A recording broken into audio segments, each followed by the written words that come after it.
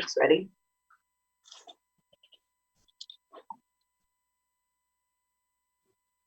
The graphic. Silent. Oh my God. Aha! I hear noise. Hey, Jesse, can you talk so I can hear you? Hi, Mike. I can hear you. Oh, there we go. Okay. Awesome. Keep talking, Jesse. Okay. Well, let's see. I have two different spots to prop the phone for different heights for talking. We have a dumbbell set up on the floor in front of the mirror for the pants jump. Nunchucks are standing by. I also have 3 knives. I've been practicing knife juggling. I'm not good at it. You ready to go, Herbert? Like Mike, get ready. 50 seconds. Here we go.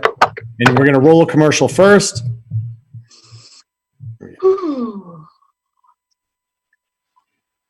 Herbert, you should mute my mic after I say hit it. You know what I mean? Or whatever. I'll mute my own mic on Zoom.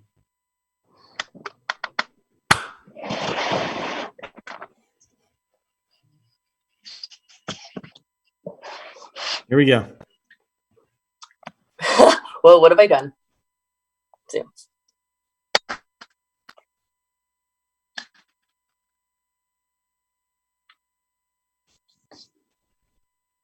So people can hear us already, but can they see us? Hello, people. We're starting soon. Just in case you're listening, I'm Jesse.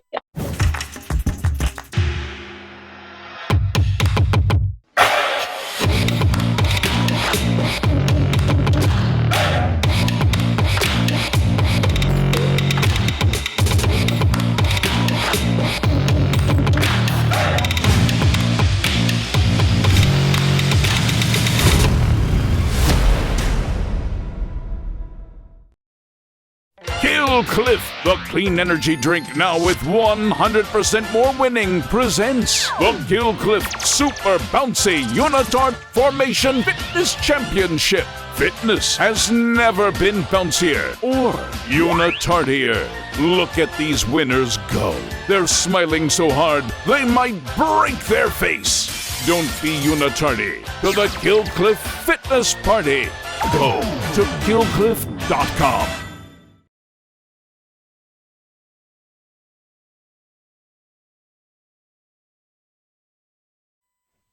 All right. Hey, everybody, I'm John Brinkus here.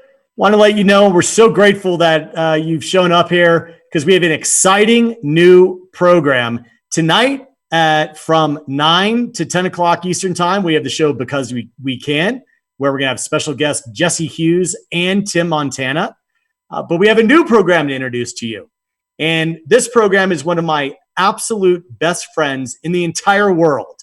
Mike Chatt and I met literally the same week I met my wife, Lizzie. Literally, I met my wife, met Mike Chatt.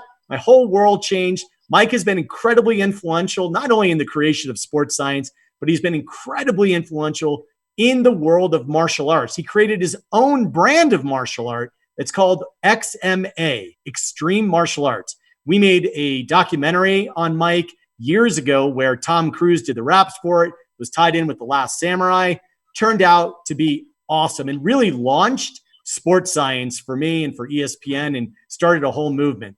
What we wanted to do is we wanted to create a new show with Mike that's called Superheroes. Mike, after all, started out being a Power Ranger. Then he took his experience, created his own gym, his own program, and he not only has trained some of the best actors and actresses who have played superheroes, but he's trained the stunt coordinators, the stunt doubles, knows the directors, knows the creators of the characters. So there's no better person in the world to educate us and entertain us on the world of superheroes than Mike Chatt. So without further ado, let's roll the opening sequence. And now, it's time for Superheroes with Mike Chatt.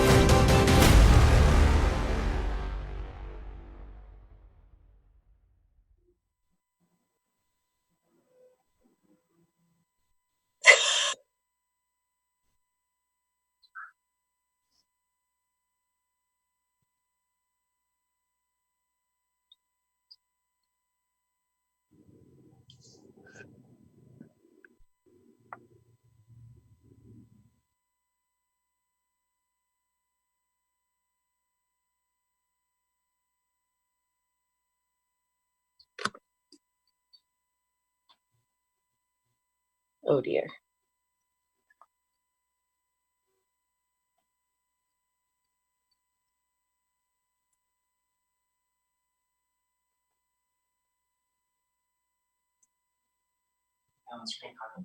Mm-hmm. So you can hear him. I can't hear Mike at all. Try clicking on his picture and see.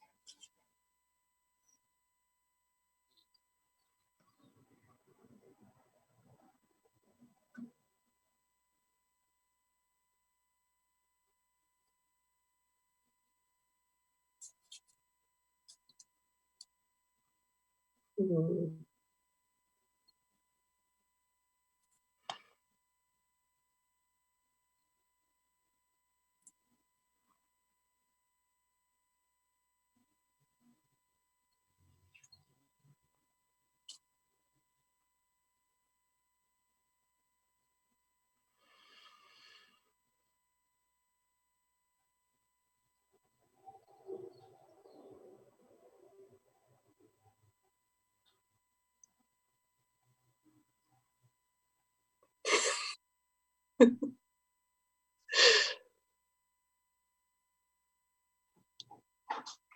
Go check on the computer. You click on the screen. Mhm. Does it look like he's talking?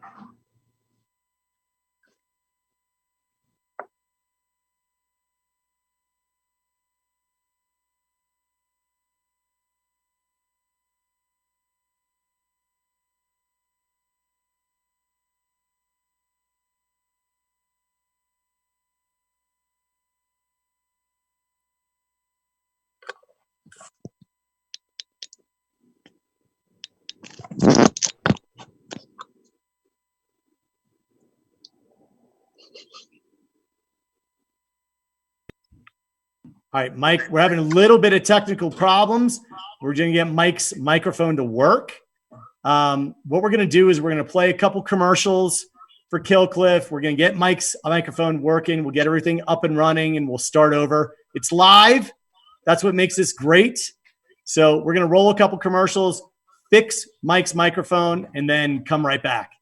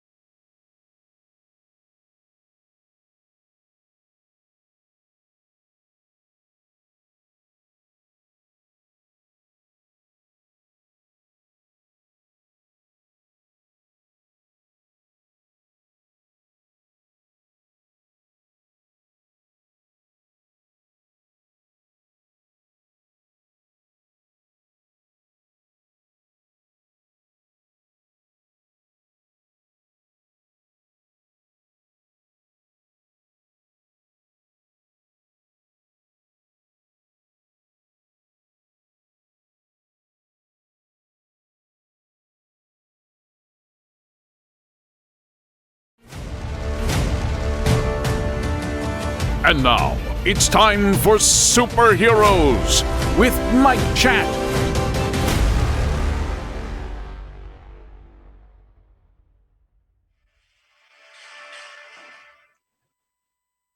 All right, everybody, welcome back to Superheroes with me as your host. I'm going to take you on a journey to explore what is it like to be a real superhero. We're going to dive in from the actors who play superheroes, to the stunt doubles, to the stunt coordinators who help put together the action, the fight coordinators who design all of the action, and even the comic book illustrators that create the characters. I'm super excited to present this show to you on the behalf of Kill Cliff. Kill Cliff has a philosophy backed by Navy SEALs and the Navy SEAL Foundation. It's all about killing that mindset when you feel like you need to quit. Navy SEALs go through this. It's all about killing it in life and overcoming that feeling to quit. Then I'm excited to present to you this show. I started this program called XMA Extreme Martial Arts, and I train many, many martial artists and students all the way to black belt to then double and to perform and become superheroes in real life. Let's take a look at some of the history behind my training and XMA, and you'll get an inside look into what you've been watching all of these years from the very beginning. Let's take a look. We've got Power Rangers, from Power Rangers Beast Morphers. We've got the Blue Ranger. We've got more Rangers. We've got red, blue, yellow, evil Red Rangers. We've got Gold Rangers that I've trained. Then evil Yellow Rangers. Then we've got the stunt doubles for Marvel characters like Ant-Man, Daredevil, Black Panther. Then many of these competitors have competed in XMA martial arts: Captain America, Thor, to Falcon and the Winter Soldier, Iron Man. You've seen them. All of the mutant kids, many of them that appeared on Logan, Alita Battle Angel. We've got Leo Howard, Boo Boo Stewart from Disney's Kickin' It, Defendants. We've got Legends of Tomorrow, stunt double for Keanu Reeves, 47 Ronin, Matt Mullins, Kamen Rider, Keanu Reeves stunt double for Matrix, Tron Legacy. You may remember Tron and the Rinsler doubles. Those were XMA champions from our trick battles. We've got Disney shows like Mighty Med, Elite Force, Lab Rats Elite Force, Black Widow, and of course, you know, and everybody's been looking forward to that movie, as well as Wonder Woman. Okay, then today we've got an amazing day because I've got a special guest, and you know her. She's the only woman the first woman to compete and the only one to finish stage 2 in Sasuke Ninja Warrior in Japan, and she's the first to successfully finish stage 2 in Las Vegas. Then I had the honor and privilege to train her many years ago at XMA. She's our special guest today. I would like to welcome on the most popular, the most famous female American Ninja Warrior of all time. Let's welcome Jessie Graff. Hi, Mike. Thanks for having me. All right, welcome, Jessie. This is exciting. Great to see you. And I just want to start off because I know the audience that have been following you, you have gone through some injuries recently. And where are you at right now? I'm at a pretty exciting place. I had just accumulated so many injuries over the years that I'd been working around. I had some bulging discs in my neck and some partial tears. 1 in my left shoulder, 5 in my right shoulder, some tendinosis and chronic sprains in my elbows. And so I got really lucky. I was able to get stem cell injections literally the day before all the lockdown happened. And so now I've had 7 weeks to heal and recover, and I'm a couple days away from being able to start real strength training. So I'm really excited to finally feel healthy again. Well, I'm glad you're here, and most people are thinking that this is going to be a traditional interview format, especially because of your physical limitations, but that is not the case. We've got some special challenges in store for you. Then Jessie Graff today is going to be attempting a challenge that she's never done before. She's going to be challenging herself live right here on this show. Not once, there's a big one at the end, but we're going to be doing multiple challenges all throughout. And first, what I want to do is I want to go back to the very beginning, Jessie, because people know you as the American Ninja Warrior, Hollywood. But then where did this all start? I hear circus and then gymnastics to pole vaulting. Take us back to the beginning. And I have a question for you after that. Okay, sure. Well, when I was a little kid, I was just painfully shy. Like I wouldn't speak to anyone. I got rejected from a preschool because I hid under a table and wouldn't talk to anyone. And so when I first saw the circus when I was 3 or 4 years old, I just lit up and I turned to my parents and I was like, I need to do that. And they were like, oh, okay, we'll try to find you some classes. And I was like, no, I need to do this right now. And they knew, I mean, I didn't talk to anyone. So they were like, okay, well, you know, go ask the ringmaster if you can do it. And then, you know, maybe he'll let you. And it was a safe bet. There's no way I would talk to them, but I wanted it so badly that I was like, okay. And then I like toddled down the stairs and asked him if I could do the trapeze. And he said no. And I cried. And my parents were just like, oh my gosh, this is something she wants badly enough to bring her out of her shell and conquer all her fears. And so they got me into circus classes and I did trapeze and I was in love with it. And through that, I was able to make more friends and bond and open up. And I wanted to learn. So I would talk to my teacher and ask questions. And that was kind of the foundation for me being able to learn and grow as a human being. But it also eventually got me into competitive gymnastics. I competed up to level 9 through high school, and then started pole vaulting. Was that too Okay. far? Yes.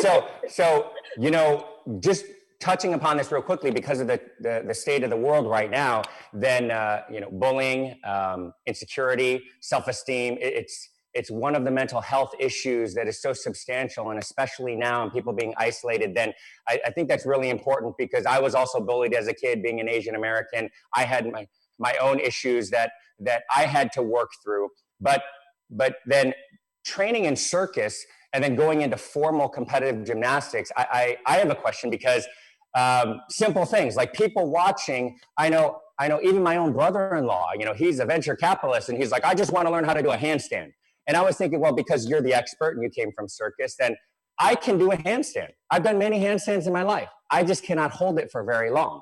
And if I actually tried one earlier and I could hold it for about 3 seconds, that was the maximum. So to have a little fun, I just wanted to see maybe you could give me a tip or two. And I would actually like to try it because you have things that you can do and you can give people that are so specific that can make the difference. So I'm gonna attempt the longest handstand that I can do right now, and then I want to see if you can give me some tips to then improve on that. Okay?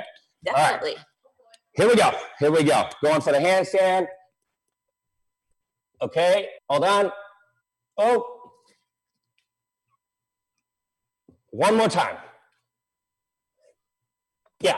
So as you can see, I can get up, I can sort of hold it, but I'm feeling the weight distribution and unevenness. I'm not able to hold it for very long. What can I do? What can other people do that are trying to set up? So I have a drill for you, and I think my shoulder is just barely good enough that I can do the baby version of this. Do you have any empty wall space? Or actually, the arm of your couch might work really well. Okay. Okay, so here's what we're gonna do. I'm gonna turn this around, and my assistant is gonna film for me. Okay, so you want to stand with your back to the wall, and maybe I'm gonna use my climbing wall actually. So I'm gonna use one of the climbing holds here. Put your hands on the ground, and then just put your feet against the wall or on the arm of the chair. Okay. So if you're a beginner, put more weight on the couch, and that will take some of the weight off your arms. And if you're at the stage you're at, Mike, where you have the strength to hold it, you just don't have the balance. I'm so excited that my arms are functioning this well right now. So what you want to do is split one leg away until you kind of counterbalance. Okay. So I take my toe off the wall. Okay. Yes. And place it back. So you're finding that balance. You're not having to come all the way down. That's about as much as my shoulders can take right now. There we go. But that allows you to stay in the right position and just teeter back and forth to find your balance. And a lot of it is in your fingers. You want to have your hands on the floor and your fingers should be pressing into it and using that as your base the same way your foot, if you're balancing, is going to press into your toes. So it's all in your wrists and fingertips. Okay. All right. Perfect. Perfect. Yeah. Then I did it a couple times. I can totally feel where that's gonna help me. So I'm definitely gonna use the wall from now on. So thank you. That was fun. Yay, Then talk to us about how you got into pole vaulting from gymnastics, and then where was that transition in coming to Hollywood? And then we're going to get to some of the martial arts challenges that we talked about, and so this way we can show everybody. Yeah, sounds good.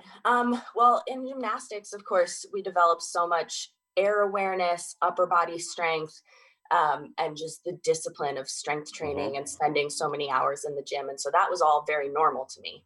And my geometry teacher in high school told me he heard that gymnasts make really good pole vaulters and asked me if I wanted to come out and try.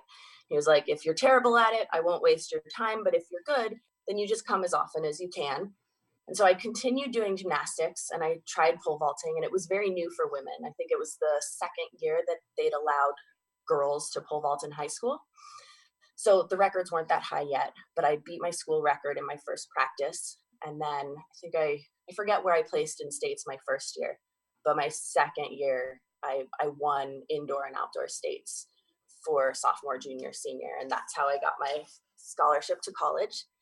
I continued, even after I quit gymnastics, I continued going twice a week to condition with the team because I didn't want to lose that upper body strength that I developed. And my track coaches didn't necessarily have that knowledge. And so I continued doing that as part of my program. I got a scholarship to Georgia Tech.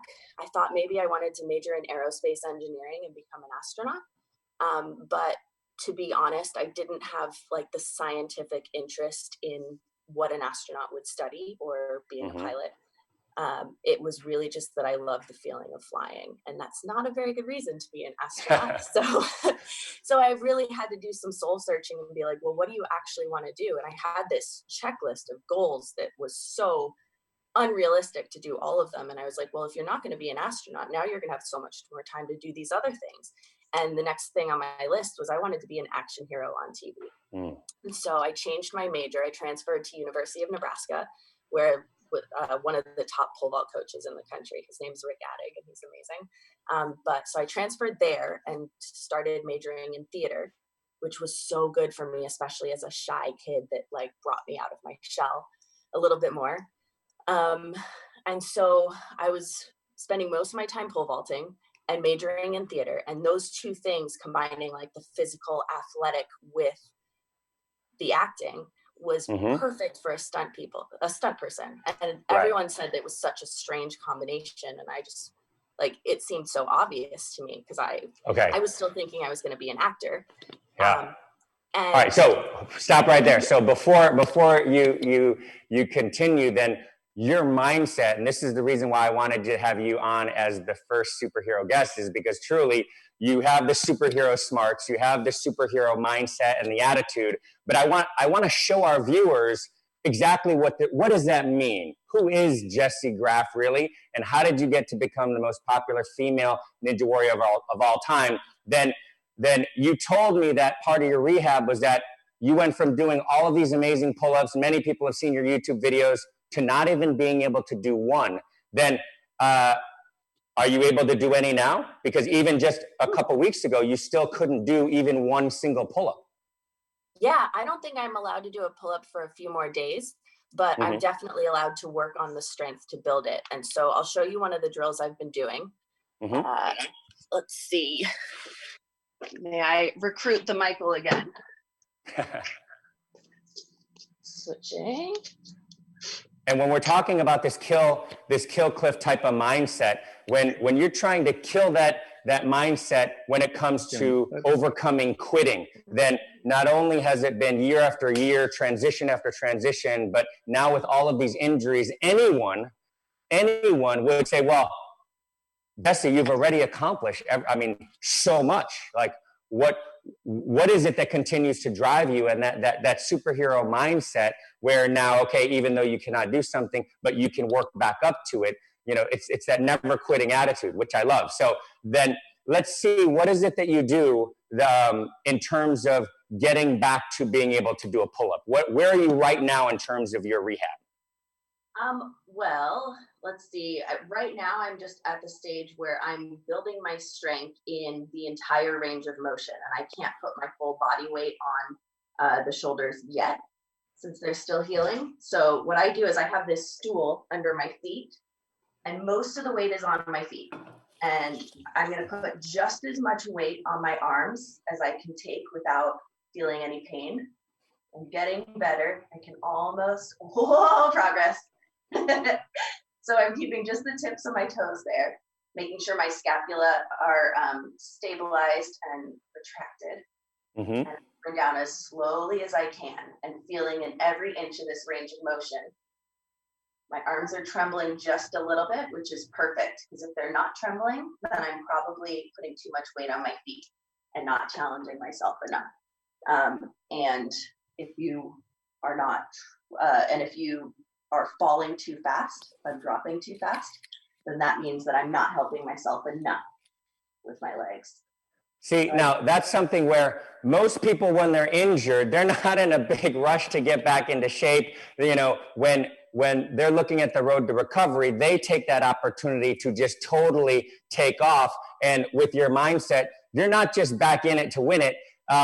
If you notice, then I've got these XMA nunchucks in my hands, and many people decide, okay, if I'm going to learn how to use a new weapon, then I'm going to do that when I'm healthy, not when I'm injured. I'm going to figure out, okay, how do I just spin the weapon and then do crisscrosses and figure eights, but not Jesse Graff. Then Jesse, it blew my mind when you told me what you were doing. You're learning how to do the XMA chucks just now during your rehab, but in a very unconventional way. Can you show them? Sure. Yeah. Okay, let's go over this way.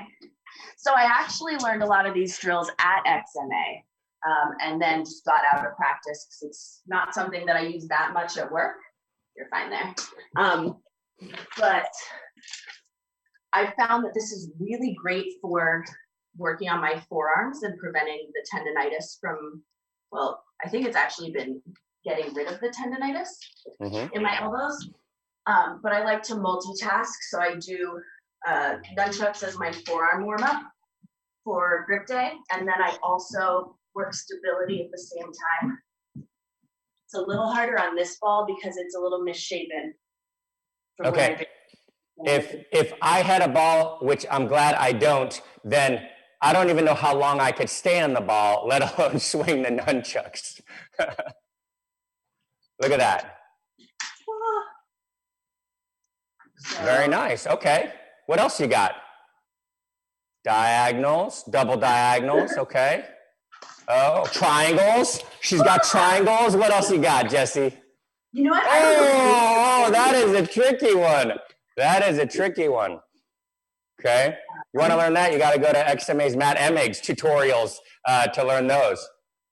Okay. Yeah, that's where I learned all of them. Wow. That is amazing. And so you're doing this specifically helps to enhance what? Well, my favorite thing about it is the coordination. Uh-huh. It's been really good for my brain. But also it works so many muscles in the forearm. Doing grip strength, especially for ninja stuff, we build so much in the flexion on our forearm, and it overdevelops here, kind of like shin splints. Well, not exactly, but similar. And then the muscles in the extensors get weak. Well, they're already weak. And so doing swords and nunchucks has really helped to build those up and balance it out. Yeah. Then have you done swords on the ball? Yeah, it doesn't work as well. Okay. Handing me my sword. Let's see. Darren, my favorite sword. Maybe I believe you know how to do. Do you know how to do this combo where you do the outside? It's like a flower where you bring it down this way. outside rotation to the reverse rotation. Yeah. That And then over the head. Yes. Okay. So outside reverse over the head, outside it's reverse hard when over the you can't head. turn your hips. Oh my goodness. Yeah, that's amazing. Grab the ball. Wow, that's so cool. You Look wanna at that. Go over there so you can see in the mirror. And that's why she's an American Ninja Warrior. Look at that, with real ninja weapons. That is awesome. Though. You don't want to be uneven. Yeah. Balance it, both sides, both sides. Wow, Jesse, that's crazy. That's crazy. Like I would have already fallen, but like you're still going, even though you're losing your balance. You got to fight for it. Okay, so you could probably just stay up there all day, but I want to, since you started to learn the XMA chucks from Matt Emig, one of our former team members, who actually designed our XMA chucks program, then I would like to see. I know that you said that you could probably do an aerial at this point, right? Then one of Matt Emig's signature moves was to do an aerial, but then to continue so start the chuck spinning and then continue to spin as you do the flip and continue to spin the chucks while you land. Then have you tried that before? No, I totally don't think I can do it, but I love trying impossible things and proving myself wrong. So let's find out. Superhero challenge number 1 for Jessie Graff. She's never done this before. Then, of course, you need to spin in the direction that you're going to be flipping, right? Time out. I haven't done an aerial since my shoulder injections. So we should find out if I can even do an aerial. Oh, then you should, yes. Okay, we don't want to overdo it. So Mike, would I enter into this with a spin, or what's the best way to enter? So you can do that, and then if you could do that, then I would say let's add the spin hook kick, because back when you were training at XMA, I specifically remember as a gymnasts do the hurdle step into the aerial, and I remember specifically working with you on a tornado kick, hook kick, aerial, starting with the hook aerial and eliminating that hurdle step. Oh, looks like, was that okay? Aerial. Look great. And then my XMA aerial. Oh, yeah. Nice. And then, can you add a tornado kick before that hook kick? So that would be there. Tornado kick, hook kick, aerial. Yeah, okay. All right. Jessie Graff is tricking, ladies and gentlemen. So if you don't know XMA Extreme Martial Arts, then when you combine martial art techniques with acrobatic techniques, that's called aerial kicking, tricking. And that's what you see all over YouTube today, is people flipping, twisting, kicking, jumping, flying. Then that actually started with martial artists up in San Jose, California. And then we just helped put it all into a program, created some tournament divisions and some XMA Trick Battle Championships on ESPN at the US Open tournament. So this way we could really highlight these incredible athletes. So Jessie, you're tricking. So, okay, one more then. Why don't we see if you can add a spin hook kick into the tornado hook aerial. Spin hook, tornado hook aerial. Then we've got 4 kick trick combo right there. A 4 technique combo. Do I have space? Then here's what you can do. Okay, so then instead of moving on each kick, right? Then if you think about it, if I start at this corner, I'm going to throw a hook kick. But I'm going to.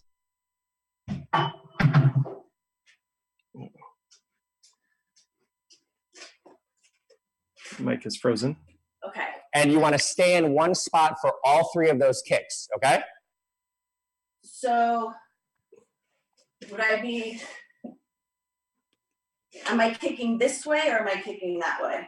Yes, your target is going to be the camera. Target's here, but I'm traveling this way on the air. Correct. So like when you get to the aerial, your target would still be in front of you or above you, and then you're going sideways, but the target is up there. Wait, I keep doing spin hooks.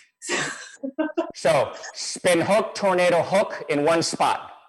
There you go. One, tornado kick, hook kick. There you go. That's it. Yeah. Okay. That was too easy. Oh my gosh. Okay, that was too easy. That was too easy. Are you really injured? Are you really rehabbing right now? I can do this. Wow. Okay, well, that's just an example of why you're such a superhero in so many ways. Then many people don't realize what goes into this. Even though you're injured and you're rehabbing, then most people cannot do that at 100% healthy, let alone when they're injured and they're in the middle of a rehab. So I would love to see you try and do the with the nunchuck, even just one aerial, and let's see if we're going to challenge you to see if you can continue to spin as you're doing the flip, okay? So is this, which way do they circle? So just start with one. So if you're going off your right leg, so then you want to spin your left chuck, okay? And you're going to spin it in the direction that you're going. So I'm going to mirror you. I would go this way, right? You're going to go to your right. So then you're going to spin the chuck over to the right. All right. Here we go. That's it. And then you can just start. Yeah. Okay. Start with, the progression, right? Cartwheel, one-handed cartwheel, aerial. So just try the one-handed cartwheel and see if you can do it. Yeah, step by step. Oh, inch no, by Mike, inch. I don't have arms, remember? Oh, you don't have arms. You don't want to do that. Okay. How about a wushu butterfly kick? Oh my gosh. How about a wushu butterfly kick? How do I do that? Yeah. Go this way. And then you can continue to spin. So they would. Did you do it? I couldn't see on the video. You kept it spinning? No. No. I didn't even use it. So it stays this way though? Well, okay, if you can see mine, if you're doing the aerial, right, then it would spin this way, straight up and down. Oh, okay. Right? Right, but the butterfly. So the butterfly changes it. It's probably better to do like a slant butterfly where you're like this, here, head down, and then this way you can keep it this way, vertical when you're spinning it. I don't know if there's a lag in the video, if you can see that. Trying the aerial.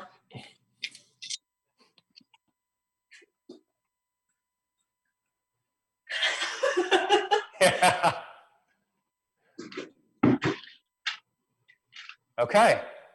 Yeah, and then you just gotta, you had it spinning while you were flipping, and then you just have to keep it going as you land. That's the trick. That one I fell through my arm, so I don't get to play that game right now. Maybe in a week or two.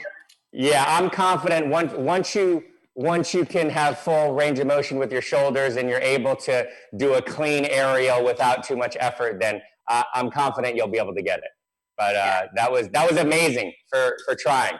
Thank you. A lot of times people, and I used to think like, hide your weakness, show your strength, never let them see you make a mistake. And, we're all human, right? Just like every superhero has their kryptonite, so to say, then we're all human. And, the superhero mindset of never giving up, never quitting, and pushing through that, it's not like you're all depressed and sad and you want to, leave the camera.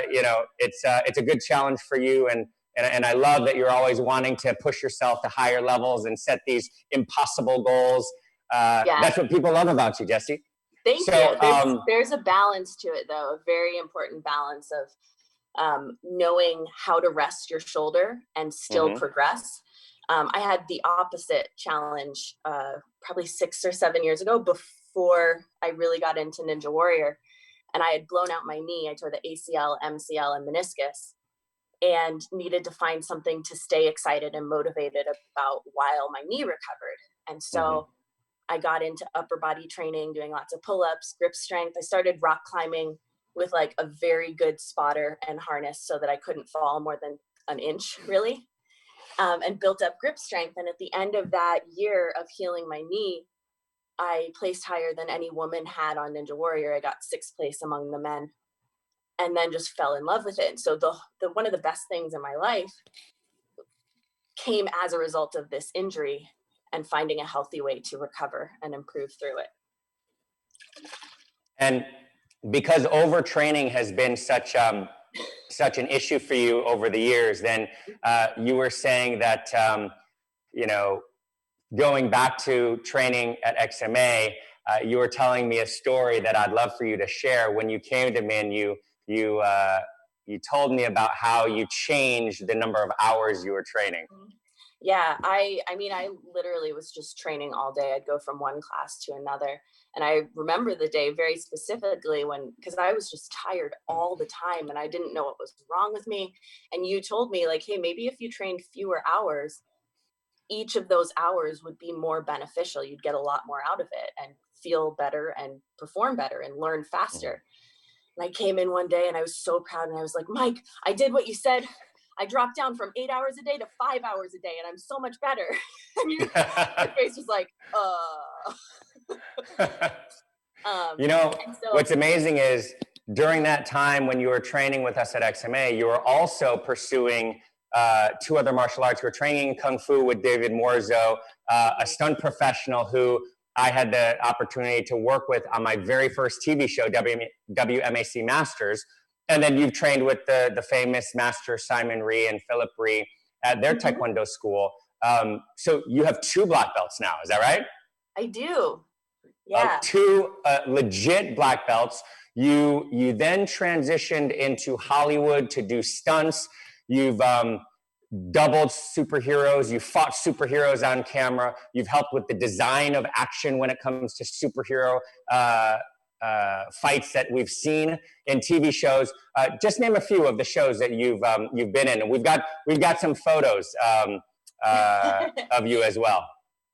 Well, I spent 10 months working on Wonder Woman 1984.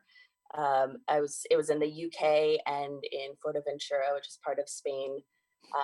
I did a lot of season 1 of Supergirl. Shauna Duggins was the main Supergirl double, but I was sort of like the backup double, and I doubled a ton of the bad guys, so I got to fight Supergirl a lot. And then I've worked on Agents of S.H.I.E.L.D. a lot, doubling and playing characters. I have an episode that should be coming out soonish, I think, in season 7. I'm not sure when it's starting again. But I did some stuff on G.I. Joe and Transformers and The Dark Knight were some of my first films.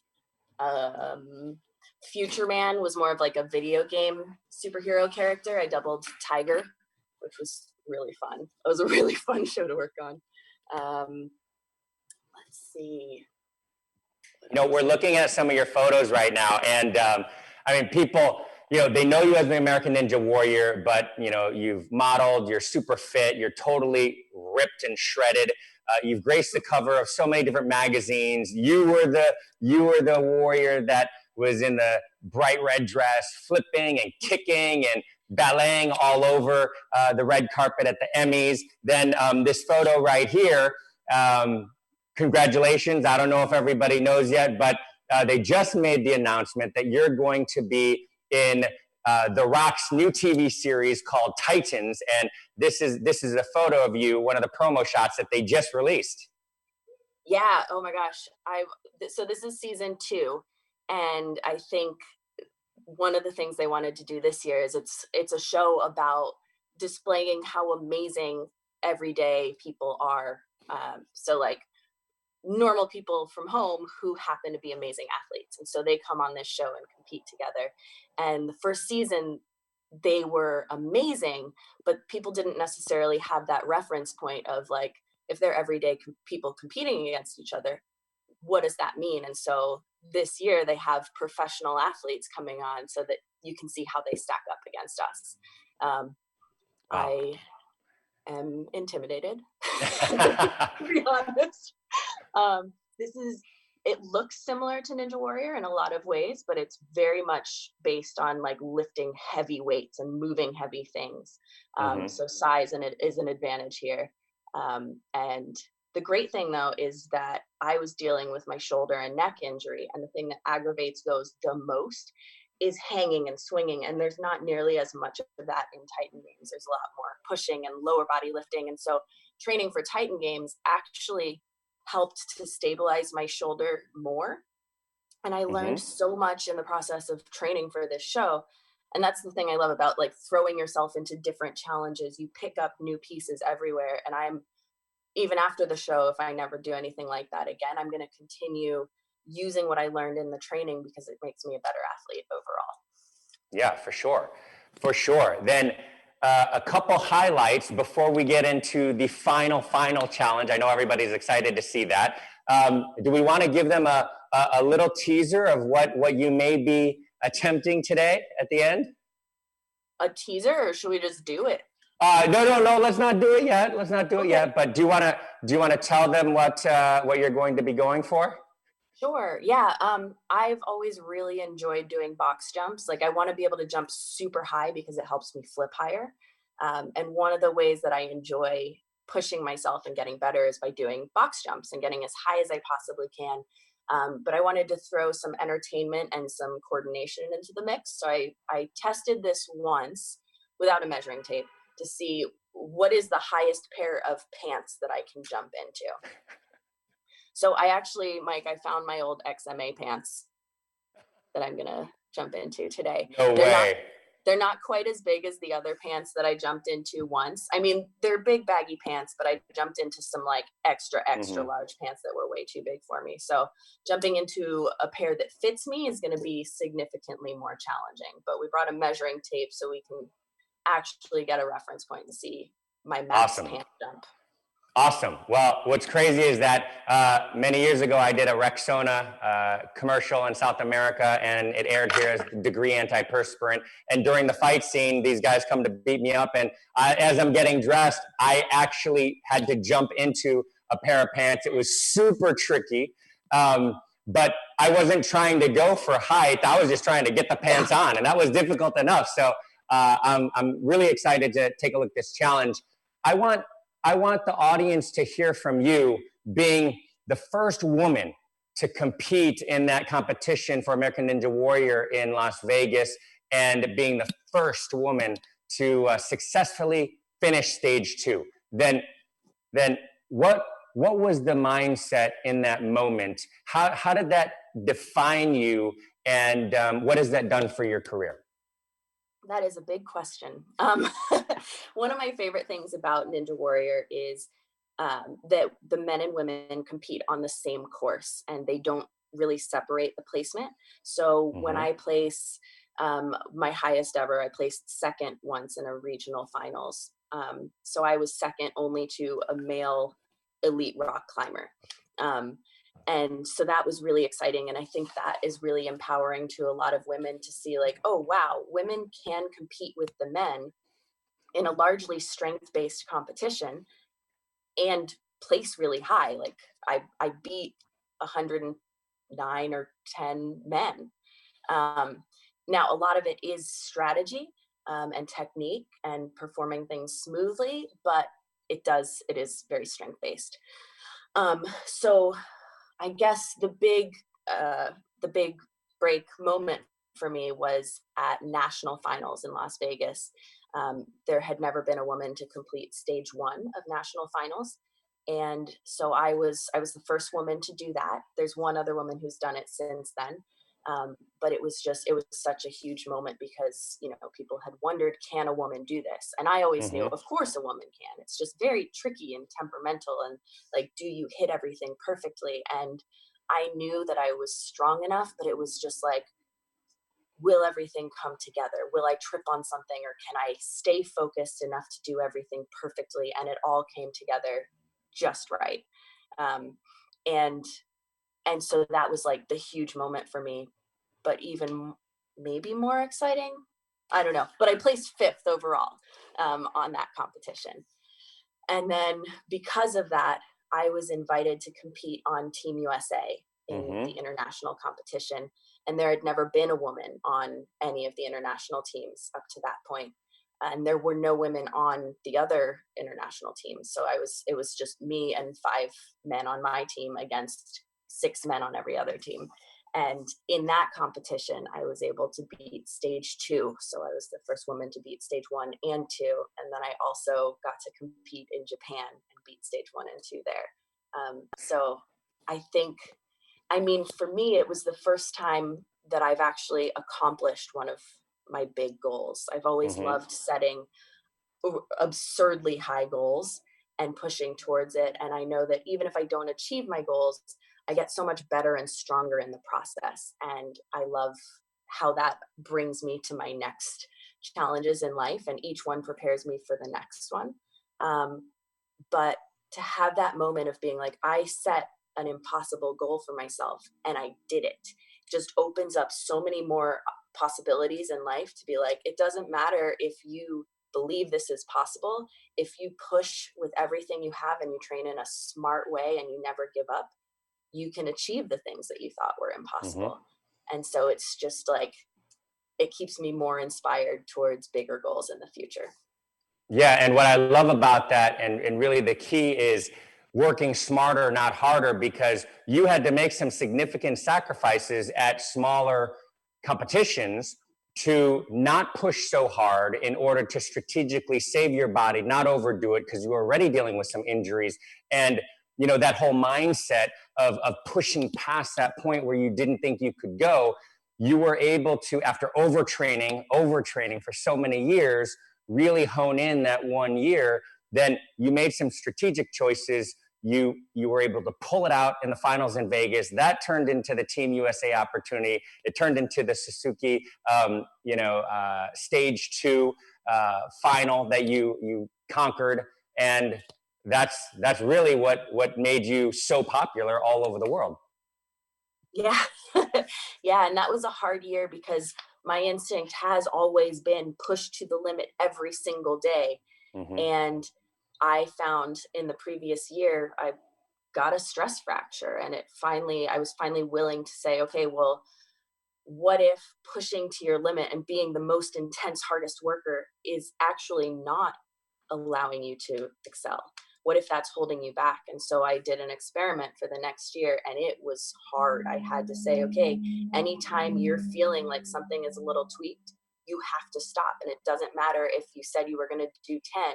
If on number 3, you feel like you might strain a muscle, my instinct is to push through it anyway. And that is that's not the most beneficial thing. And so I left the track in tears multiple times because I was sticking to my commitment of like not overtraining. And I just would leave just crying, feeling like, who am I anymore? I've turned lazy. I don't like, how are you ever going to succeed if you don't push to, like, you're not, it was so hard and so scary. And at the end of that year, I achieved all my goals. And so now I still struggle with that, but instead of crying, I'm like, oh, remember last time you tried this and it worked? Go home and foam roll. Go take a hot Epsom salt bath. And so I've learned so many tools to help myself recover more and in the long run achieve more, rather than, who cares if you can do extra reps today if that is detrimental to your long-term progress. Yeah, and you know, it's not about the strongest, the fastest. Oftentimes, it is the smartest. Just listen to John Brinkis's, our Emmy award-winning producer's TED Talk on that, because you have essentially lived through this, and you are a prime example of what that entire TED Talk is all about. And girls being so amazing and can dominate and can compete with the boys, with the men in every category. So then before we get to the challenge, then I would just like for you to share one last thing about American Ninja Warrior, your stunts, and your double black belts, in addition to training in XMA and all different martial arts styles, high falls, and all of the cool action stuff that you do. Then the mindset that you have that really defines who you are and why everybody looks to you and says, oh, she's a superhero. Then How would you sum that up? Because I believe it's the same reason why you wanted to try this challenge and go for the height in this jump, the pants jump. I think it's just really loving the opportunity to push myself. I just always want to be getting better at all times. If I know that I'm improving, then I'm just so happy and fulfilled. And so whatever my physical state is, I always want to find something that I can work towards and improve at. You know, if my arms are injured, I'm going to get better at jumping and kicking. If my legs are injured, I'm going to get amazing at pull-ups. And if I'm injured everywhere, then I'm going to learn Japanese and how to play the piano and sign language. As long as I can move my arms. If not, I guess I'm going to become a great thinker, hopefully. But luckily, I'm still able to recover and continue doing my physical goals because I still love them so much. Oh yeah, I know you have a lot more to accomplish. Then let's get on to this challenge and let's see, where are we going to set the height level for this challenge? Then you're going to try to attempt to do this at a height that you've never done before. I suppose so. I'm honestly, my legs are really sore, so I'm nervous for how they turn out. But we're gonna find out. Can I borrow Darren and Michael? Yes, and you're gonna warm it. You, of course, for safety, you're gonna warm it up. So then you're gonna start at one height, and we're gonna see how high you can go. Right? You guys will each hold this way, as wide as you can. Like stretch it out like crazy. More. Like pull harder. Yeah. And then scoot this way a smidge. Okay, and then while we're getting set up, I think we may have an opportunity to have a couple questions answered at some point, but let's see.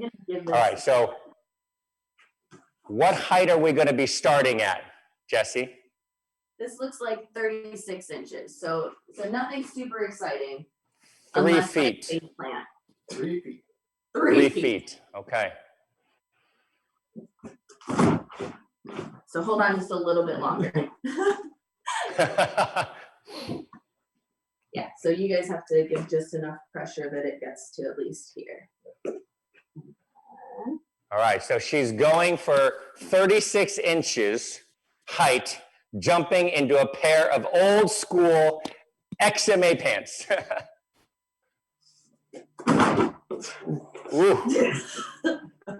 If this doesn't work, I'm getting the other ones.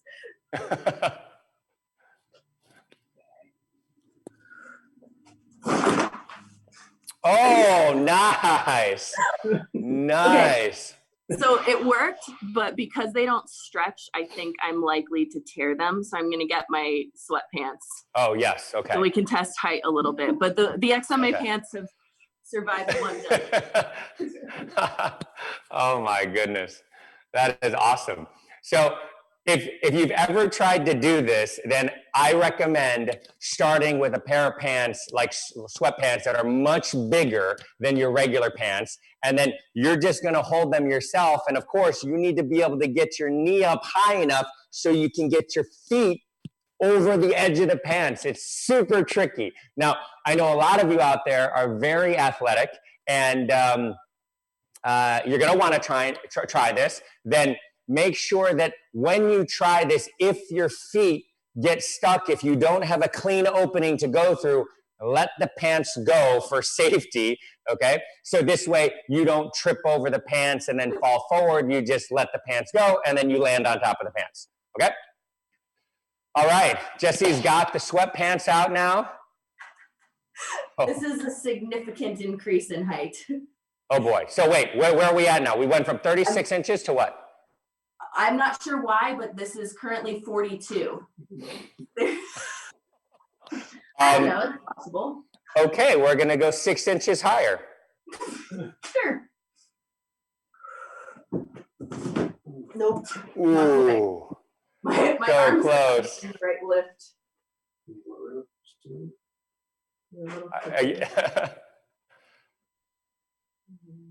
Here we go, 42 inches. 42 inches. Oh! I don't think that counts. Well, you got in the pants. It wasn't as clean as the other one, but you are 6 inches higher. It's not like you tried to go 2 inches higher. 42 inches. Wow. Oh, look at that. Superhero clean. Jessie Graff. Okay, Oh my goodness. 42. Wow. And we haven't had a major wipeout yet. So should we Wow. do one more? Very nice. You just did 42 inches. That was super clean. Yeah, hey, it's up to you if you want to go one more. Yep. 44 inches? Let's just do 48. 48? My roommates say that's not good enough and we have to go for 48. Oh I think my they're God. hoping for a wipeout. Oh my gosh. That's the top. That's the top of this. Like I said, I 48 like inches. challenges. Oh, goodness gracious. You're gonna start a whole, this is gonna go viral, Jessie. Everybody's gonna go, that are gonna grab some pants and they're gonna start measuring and they're gonna start hashtagging superhero Jessie Graff challenge and you're gonna start a trend here. Yes. 42 inches confirmed, clean. Now she's gonna go for 48 inches. Our two favorite possible titles are Max Pants Jump or Dance Off Pants Off. Dance off, pants off. Max Pants Jump or Dance Off, Pants Off. Okay. This is 48 inches. Oh my gosh. What? I win. Oh my gosh. No way. That looked way too easy. That was 48 inches? All right, 50 inches. Are you joking? No, if I succeeded, we have to up the difficulty. Wow. That was so clean. So my best box jump ever is 55 inches, but I haven't done that since the shoulder. But if I can get my Wow. feet up onto a box, I should be able to get into pants, theoretically. Well, you have to point your toes to get your feet into the leg of the pants. Yes. That's the a good difference. point. You cannot keep your foot flat like this.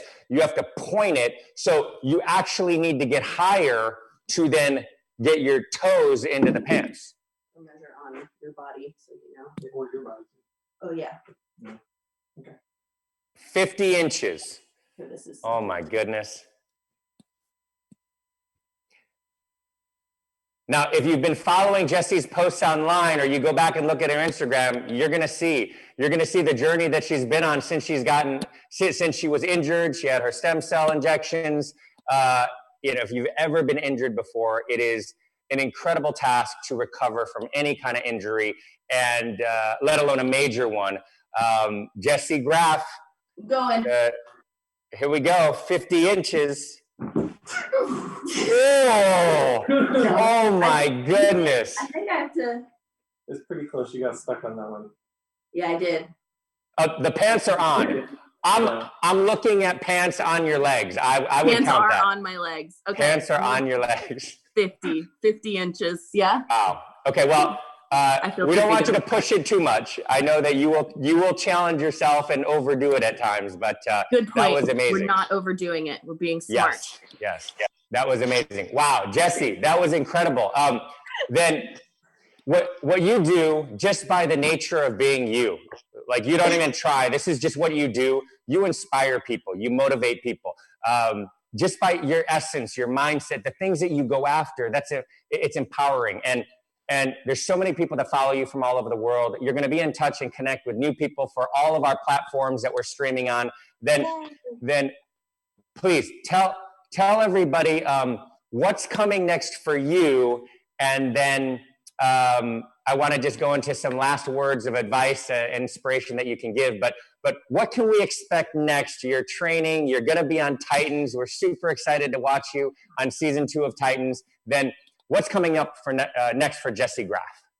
Gosh, I don't know. I mean, I would love to start doing some hosting on some kind of, I have a couple pitch ideas for shows that are all about being healthier and finding that joy of movement, so that you, like, for so many people, I think fitness, nutrition, training feels like a cage, and it can be depressing and like tedious, and it doesn't have to be that way. It can be, to me, it's all playing and doing, there's like the maintenance work to make sure you're strong enough and healthy enough to do these big fitness goals. But when you have those and you can go rock climbing and canoeing and stand up paddling and swimming and just running outside and finding that joy and the endorphins of moving, that's something that I want to be able to share with everyone. Awesome. Then, you know, we've got so many people that are going to be watching this, and this is our premiere episode of Superheroes. So thank you so much for joining us, Jessie. Where can we find you on social media if there's new people that are just getting to know you and they're looking for you? Everything, Instagram, Twitter, and Facebook is Jessie Graf Power. So it's JessieGraffPWR. All right. Then I would just like to thank Killcliff for helping us to present this, and our award-winning producer, John Brinkus. Then we've been streaming on platforms to an aggregate of over 6-7 million followers out there. I'd like to thank Century Martial Arts, Sport Martial Arts, Martial Tribes, the Martial Arts Industry Association for coming together along with Killcliff and presenting this first episode of Superheroes. We were live with the amazing Jessie Graf, and she is the most popular female American Ninja Warrior of all time. She has done so many incredible things, from circus and gymnastics to pole vaulting to martial arts, stunts, and American Ninja Warrior. She's going to be on The Rock's Titans Season 2 coming up in just a couple weeks. Then, Jessie, I also know that there's a lot of youngsters that are out there, boys and girls, that look up to you. If you could give them one quote, one piece of advice to take away, what would it be? I think a lot of kids and people in general look at what we can do and they go, oh man, like that person is just talented. They can just do that. They're naturally strong. And it's important to remember that when we tried these things, they felt impossible to us too. So when you try something and it feels completely out of the realm of something you can do, know that that's normal, and you just have to push through it and train smarter and seek out coaching, and just figure it out and keep practicing, and you will get it. Awesome. Jessie, thank you so much. Super smart, super human, super awesome. Jessie Graf is a real life superhero. Thank you for joining us for our first episode of Superheroes with me. I'm Mike Chat, your host. Thank you to all of our sponsors, especially Killcliff. Jessie, you are awesome. Good luck with everything, and make sure you go follow Jessie Graf Power out there on all of her social media. Follow her story. Please share, and we will see you on the next episode of Superheroes with Mike Chat. Thank you.